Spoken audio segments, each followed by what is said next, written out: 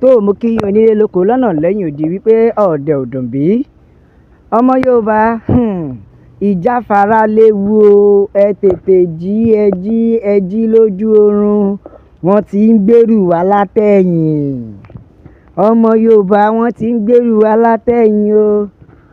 Ǹjẹ́ ẹ mọ̀ wípé kábíyèsí ikú bàbá yèyé Aláàfin ti ìpínlẹ̀ ti Ọ̀yọ́ wọ́n ti padà fi Ṣèyí Tinubu jẹ ọ̀kan lọ́mọ ilẹ̀ Yorùbá o. Wọ́n ti fi Ṣèyí Tinubu jẹ ọ̀kan lọ́mọ ilẹ̀ Yorùbá. Ìyẹn nìkan kan o. Ìyẹn nìkan kan. Yàtọ̀ sí Ṣèyí Tinubu, kábíyèsí tún ti fi Yari gómìnà ìpínlẹ̀ Zamfara gómìnà ìpínlẹ̀ Zamfara wọ́n ti fi jẹ ọba lóyin. Odidi gómìnà ìpínlẹ̀ Zamfara Yari ni wọ́n wá gbé wá fi jẹ ọba lóyin nílẹ̀ Yorùbá.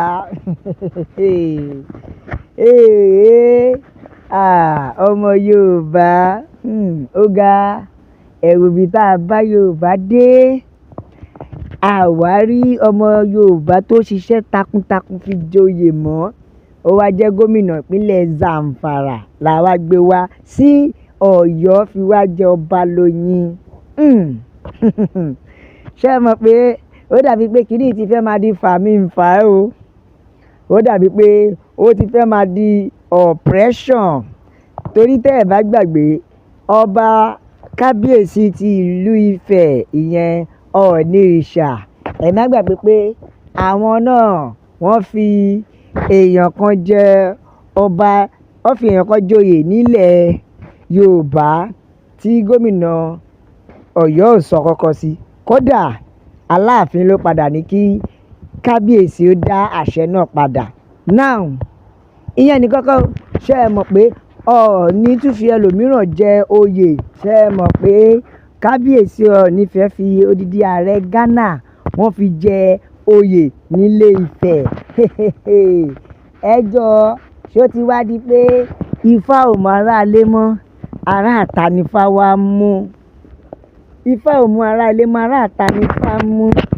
Ṣẹ́rí lórí ọ̀rọ̀ yìí, àwọn ará ìlú ti gbaná jẹ. Àwọn ará ìlú ti gbaná jẹ o.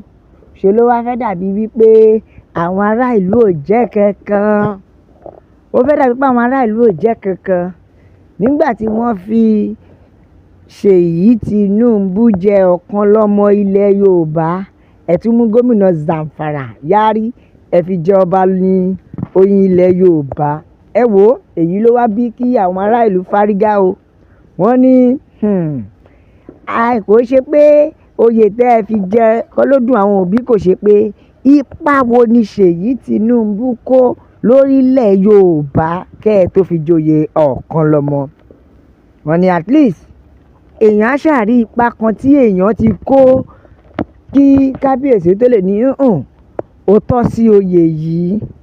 Àbí nípínlẹ̀ Ọ̀yọ́, nípínlẹ̀ Ògùn, yálà ìpínlẹ̀ Èkó tàbí ìpínlẹ̀ Kwara gangan, wọ́n ní ipa wo ni Ṣèyí Tinubu kó.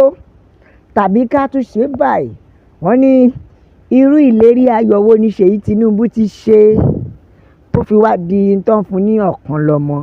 Bí àpẹẹrẹ ẹ mọ̀, bí kéèyàn ṣe ìlérí pé ṣẹ́rí tí n bá jẹ́ ọ̀kan lọ́mọ ilẹ̀ Yorùbá o, nǹkan báyìí ni màá ṣe sílẹ̀ Yorùbá, màá gbé Yorùbá lárugẹ. Ó ṣèlérí nìyẹn. Ṣùgbọ́n eléyìí wọ́n ní Ṣèyí ò ṣe ìlérí kankan. Bẹ́ẹ̀ dẹ̀ má gbàgbé pé wọ́n ti fi Rẹ̀mí Tinubu náà jẹ oyè aṣíwájú gbogbo obìnrin ilẹ̀ Yorùbá. Ó yá ẹ wá sọ pàtó achievement tí wọ́n ní nílẹ̀ wa yìí kẹ́ ẹ tó gbé wọn jẹ oyè. Gómìnà ìpínlẹ̀ Zamfara ìyẹn Yari, ẹ dúró, kí ló ṣe nílẹ̀ Yorùbá pápá ilẹ̀ Ọ̀yọ́? Kí ni àwọn eléyìí ṣe tẹ́ ẹ fi wá gbé wọn wá, tẹ́ ẹ bá fi gómìnà ìpínlẹ̀ Zamfara wá joyè ilẹ̀ Yorùbá ọba lóyin?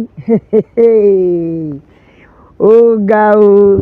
Yorùbá àṣà ń ta tó jẹ ká jẹ́, à ń ta torí ń ta fẹ́ jẹ. À ń ta nínà nítorí tó bá wá yá àwọn tá a gbóyè lé lọ́wọ́ tó bá wá dọwọ́ rú a máa padà máa da ẹ̀bi lọ síbòmíì láì mọ̀ pé àwa gangan la ti ń fi bẹ́ẹ̀ gbóúnjẹ wa fún ológbò jẹ. Àti lajúlẹ̀ sí tí odidi gómìnà Zamfara ti jẹ́ ọba lóyún ilẹ̀ Yorùbá bóyá tó bá wá yá àsẹ̀yìnwá àsẹ̀yìnbọ̀ tó bá lóun náà lẹ́tọ̀ọ́ sí kábíyèsí àbí òun lẹ́tọ̀ọ́ sí ipò Ọ̀ọ̀nifẹ̀ ẹjọ́ ṣe ẹ̀ lè bú ni tó bá lóun lẹ́tọ̀ọ́ sí ipò Aláàfin Ọ̀yọ́ ṣe ẹ̀ lè bá sọ wá ní kí ni ẹ̀ ń wò ṣe bó ẹ fi jóye ní automatically ó ti dọmọ Yorùbá. Yorùbá ẹ jẹ́ ká ronú, Yorùbá ẹ ronú ara ń tán fi sọ pé ẹ̀yin àgbààgbà wa ẹ̀yin afọbajẹ ẹ̀yin tẹ́ ń fi ní jóye ẹ̀yin lẹ̀ ń dalẹ̀ Yorùbá láàmú. Ẹ̀rọ oyè tó fi ta àwọn eléyìí lọ́rẹ kì í ṣe pé bóyá ipa ribiribi kan tí wọ́n ti kó ni ó tọ́ sí pé wọ́n kó ipa abẹ tí wọ́n ò wá àrípa gidi kan tó kó.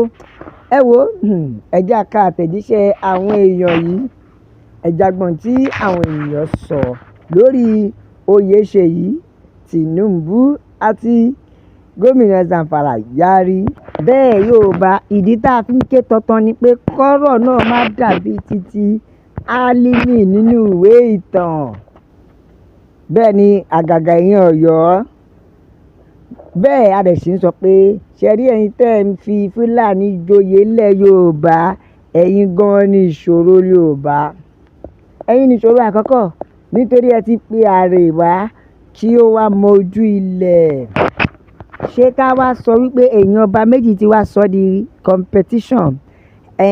Wọ́n fi ìyàwó bàbá Tinubu jẹ oyè ní Ifẹ̀. Now Aláàfin náà ti fi ọmọ joyè ní Ọ̀yọ́. Ọọ̀ni fi gómìnà Ghana joyè nílẹ̀ Ifẹ̀. Náà Aláàfin náà tún ti lọ gbé gómìnà Zamfara wá sí ilẹ̀ Ọ̀yọ́. Ṣẹ̀rípò ti ń jọra wọn díẹ̀díẹ̀. Ọmọ Yorùbá ẹ jẹ́ ká ronú ẹ jẹ́ ká àtẹ̀jíṣẹ́ àwọn ènìyàn ẹ jẹ́ gbọ́ ohun tí àwọn ènìyàn sọ. Bẹ́ẹ̀ ohun tó jẹ́ ká rán àrán ẹ̀ ń fi èèyàn joyè ní ìpínlẹ̀ Ọ̀yọ́ síbẹ̀ ilẹ̀ Yorùbá ètò ààbò wa ò dúró síbẹ̀ àwọn Fúlàní ń gbé àwọn èèyàn ẹ ò mú yẹn gbọ́n àfi oyè àbá. Yorùbá ẹ ronú ẹ̀yin kábíyèsí wa ṣe ohun tó kàn rèé.